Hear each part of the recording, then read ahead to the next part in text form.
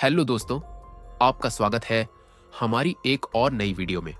यह कहानी एक ऐसे खौफनाक अनुभव की दास्तान है जो मनाली के घने जंगलों में बसे एक गेस्ट हाउस में घटित होती है।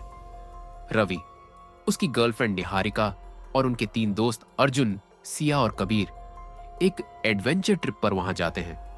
लेकिन गेस्ट हाउस में उनका सामना एक ऐसी आत्मा से होता है जो शांति की तलाश में भटक रही है। चलिए आपको कहानी की ओर ले चलता हूं। यह कहानी मनाली के घने जंगल के बीच बसे हुए एक गेस्ट हाउस की है जिसका नाम था साइलेंट पाइन्स। यह गेस्ट हाउस अपनी खूबसूरती से ज्यादा अपने भयानक इतिहास के लिए मशहूर था।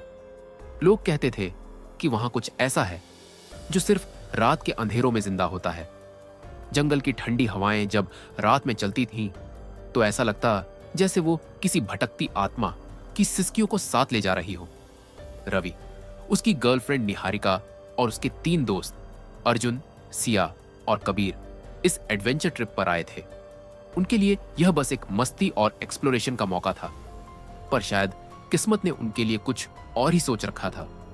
जब वो लोग गेस्ट हाउस पहुंचे तो उनकी मुलाकात गेस्ट हाउस के बूढ़े मालिक रामलाल से हुई। रामलाल ने उन्हें उनका कमरा दिखाया और कहा, यहां रात को अपने कमरे से बाहर मत निकलना। यहां अंधेरे में कुछ ऐसा है जो कभी सोता नहीं।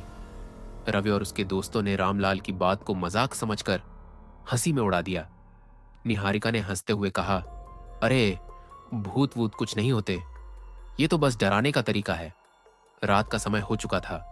खाने के बाद सब अपने अपने कमरों में चले गए, पर रवि को नींद नहीं आ रही थी। उसे ऐसा महसूस हो रहा था जैसे कोई उसे घूर रहा हो। धीरे धीरे वो नींद की गहराइयों में डूबने ही वाला था कि तभी उसके कमरे के बाहर से किसी के घुटनों को घसीटने की आवाज आने लगी। वो आवाज सीढ़ियों से नीचे से ऊपर की ओर बढ़ रही थी। ऐसा लग रहा था जैसे कोई अपने घुटनों को घसीटता हुआ उसके दरवाजे की ओर आ रहा हो। रवि ने हिम्मत जुटाई और धीरे से अपने कमरे का दरवाजा खोला। बाहर के गलियारे में अंधेरा था, लेकिन उस अंधेरे में उसे एक परछाई दिखी। उसने देखा कि एक छोटा लड़का जो पीले कपड़ों में था, उसकी आंखें आग की तरह लाल चमक रही थीं। उसके चेहरे पर ऐसी मुस्कान थी जो नफरत और दर्द से भरी हुई थी।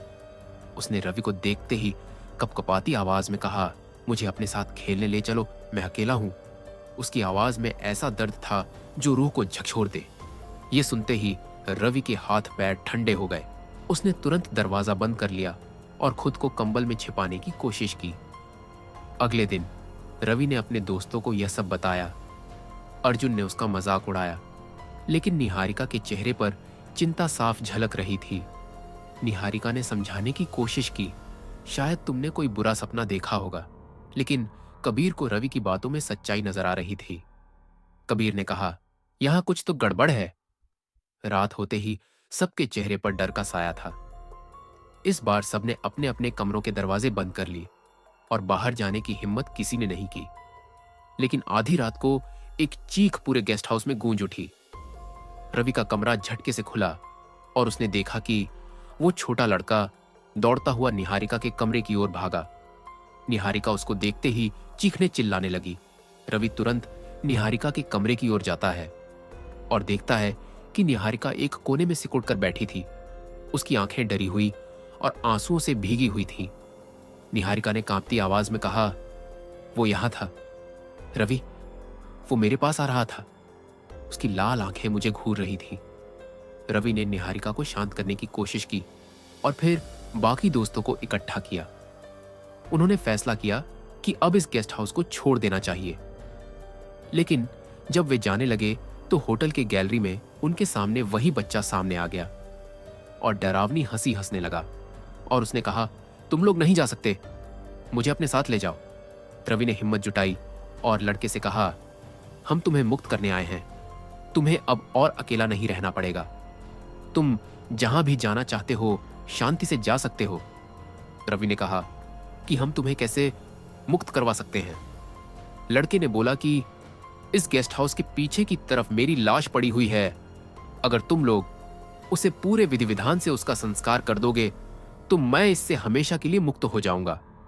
सभी ने बोला कि हम तुम्हें जरूर मुक्त करवाएंगे अगली सुबह सभी ने पूजा की सामग्री का इंतजाम किया और पूरे विधि विधान से उस लड़के का संस्कार किया। लड़का अब मुक्त हो चुका था। तब जाकर सभी ने राहत की सांस ली और बिना देर किए गेस्ट हाउस से बाहर निकल गए। आपको हमारी यह कहानी कैसी लगी? और भी खौफनाक और डरावनी कहानी सुनने के लिए हमारे चैनल हॉरर मिस्टिक्स को सब्सक्राइब जरूर करें।